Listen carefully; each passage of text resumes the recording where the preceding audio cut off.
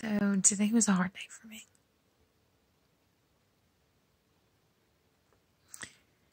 I didn't realize it and how hard it was until I got partially through the day, and I realized that I hollered at my kids a little bit too much. And then I started crying in the corner of my kitchen for no reason. Then I remembered it was her birthday. Me and my grandma every year, we shared our birthdays because she's on the 1st and I'm on the 6th. She was on the 1st. I know that everybody goes through loss in their life. Eventually they lose somebody. But that was my queen. She was a mean old bat sometimes, but she was my mean old bat. For me, losing my grandma was a little bit harder than most. I hadn't seen her suffer the last 4 or 5 years of her life. I saw her go downhill, and I saw her depression take a horrible hold on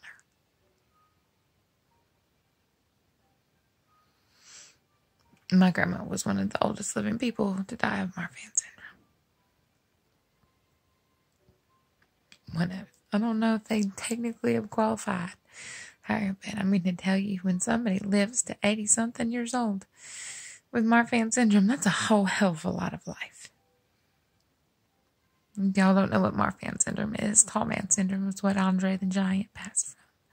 Basically, your bones outgrow your innards. And your internal organs are meant for a 5-foot person. But your bones grow to be a 6 foot, 6'3", 6'2" person. And so you're overstretching all of your bounds. That's why they have aortic.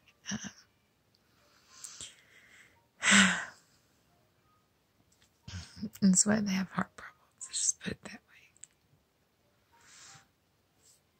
And they also have, interned sternums, long spider-like fingers. Those are ways that it gives off. Grandma had all that. She was a tall, tall woman. She was 6'2" and her good. And my grandfather was short. See all these pictures of her standing next to her friends? She just tower over.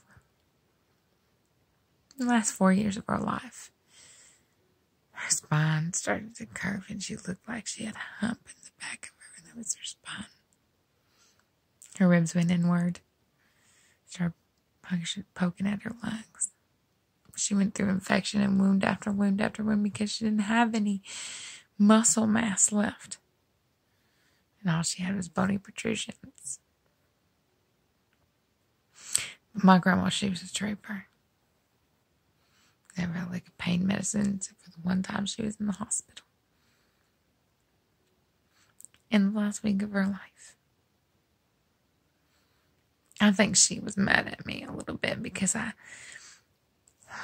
brought her home on hospice and I was running her life basically. I think that made her mad at me because I basically told her what she was going to do and what she wasn't going to do. And she was not that kind of lady. She controlled her whole life. Every bit, every moment, every second. Everybody else's too.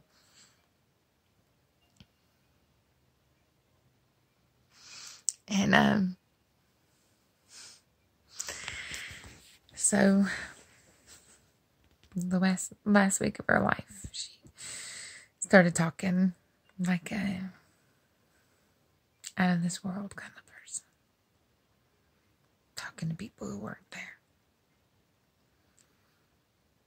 So she told me that she needed more pain medication when I knew what she really meant is that she needed to sleep some more because she didn't want to lose out her mind. So I gave her the regularly prescribed morphine. It was all on good time, all within the regulations of time and everything that they told me to. It's just I was doing it consistently, unlike before, which didn't want me to be as consistent. She knew what she wanted. She wanted to go out her way. Being her. My beautiful daughters. They read her stories and sang her sunshine and kissed her. Riley says, I love you, Gigi. And she goes to turn out the room. Well, no, my grandma said, I love you, girls. Riley goes to go out the room, and all three of them go, and Riley turns around and says, I love you, Gigi. And I knew she was going. That's why I put him down for a nap. The next day.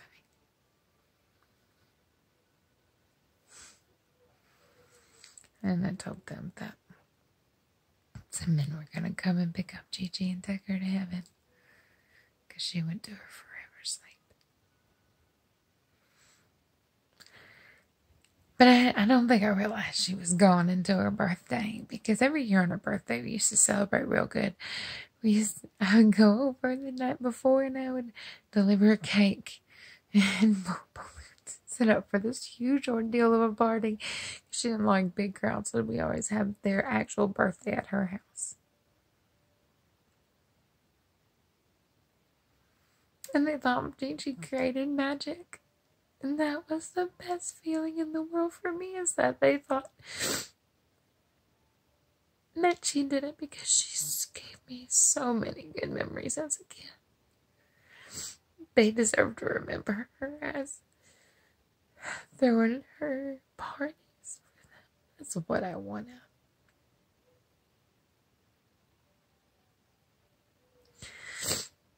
This year it's hard to celebrate my birthday because she's not here to call and celebrate with.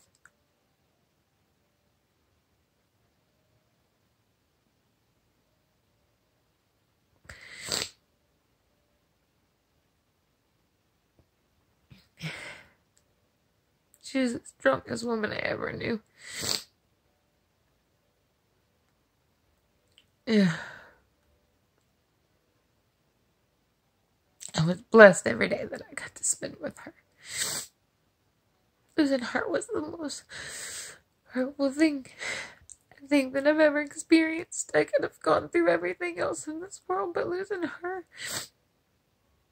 losing my best friend, was more hard than anybody will ever understand.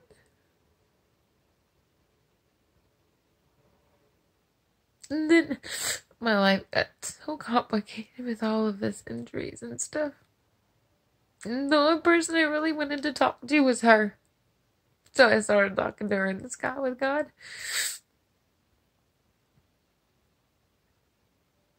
I started talking to her every single night because that's how I felt better. When I went to go make the call to my girl's dad, or right to his dad, I just wanted her there. I wish she could have seen me move. For years, she begged me and begged me to figure out my life because she thought that I just needed to have one again. She knew that I needed to go. But she knew I wasn't going anywhere until she left me. And I think that's why she did it. I think that's why she decided it was time. Because she thought that I needed to go. That's what helped me in all this. Just knowing that she would have been standing right there cheering me on. Being so proud of me.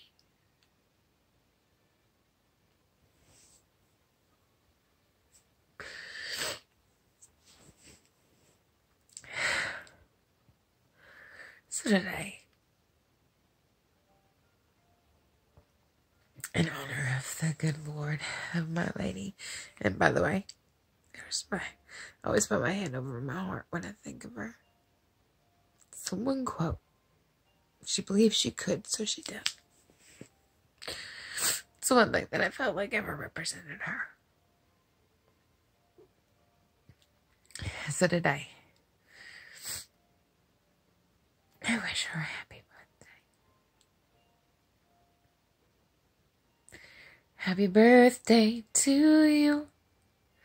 Happy birthday to you. Happy birthday, dear Gigi. Happy birthday to you. We love you. You'll always be a part of our heart. Thank you. Thank you all. Love you. God bless.